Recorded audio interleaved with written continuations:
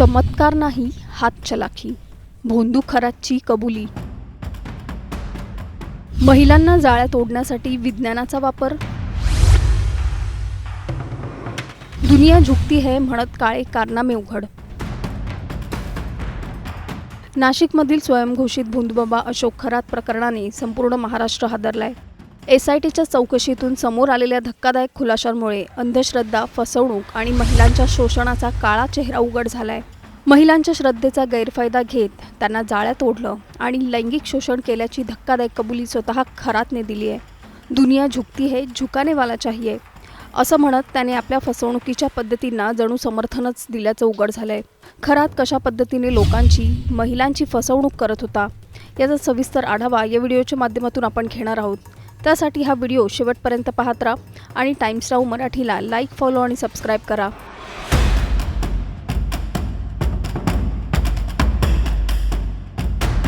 नाशिकमधील भोंदूबाबा अशोक खरात प्रकरण आता दिवसेंदिवस अधिकच गंभीर होत चाललंय.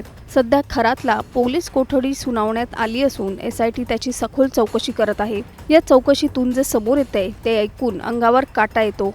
सूत्रांच्या माहितीनुसार अशोक खरातने स्वतः कबूल केलं की तो कोणतेही चमत्कार करत नव्हता. ज्या गोष्टी लोकांना दैवी शक्ती वाटायच्या त्या फक्त हातचलाखी होत्या.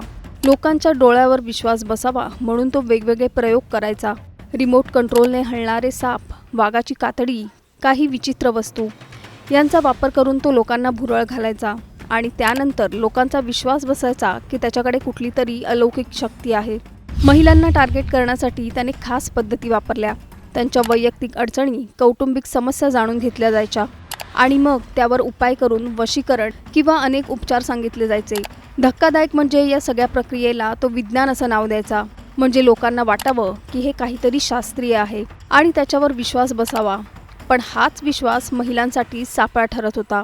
सूत्रांच्या माहितीनुसार महिलांना घाबरवून, धमकावून त्यांचं शोषण केलं गेलं. त्यांना सांगितलं जायचं की जर त्यांनी कोणाला सांगितलं तर त्यांच्या आयुष्यात वाईट घडेल. दुनिया झुकती है, झुकाने वाला चाहिए हे वाक्य म्हणत खरातने आपल्या कारनाम्यांची कबुली दिल्याचं समोर येतंय. फक्त लैंगिक शोषणच नाही तर आर्थिक फसवणूकही मोठ्या प्रमाणात झाली असल्याचं तपासात दिसतंय.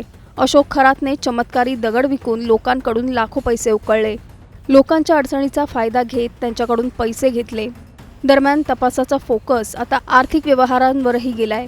खरातने आपल्या मुलीच्या नावावर कोट्यवधींची मालमत्ता घेतल्याचं समोर आलंय. त्याची मुलगी तृप्तबालाची SIT चौकशी होणार असल्याची माहिती आहे.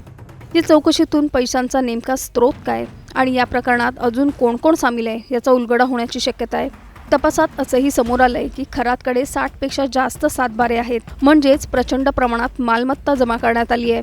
SITने त्याच्या फार्म हाऊसवर छापा टाकून फेक ब्लॅक मॅजिकचे अनेक पुरावे जप्त केले आहेत. खरात एकटाच हे सगळं करत होता का की त्याच्या मागे आणखी कुणाचं जाळं आहे?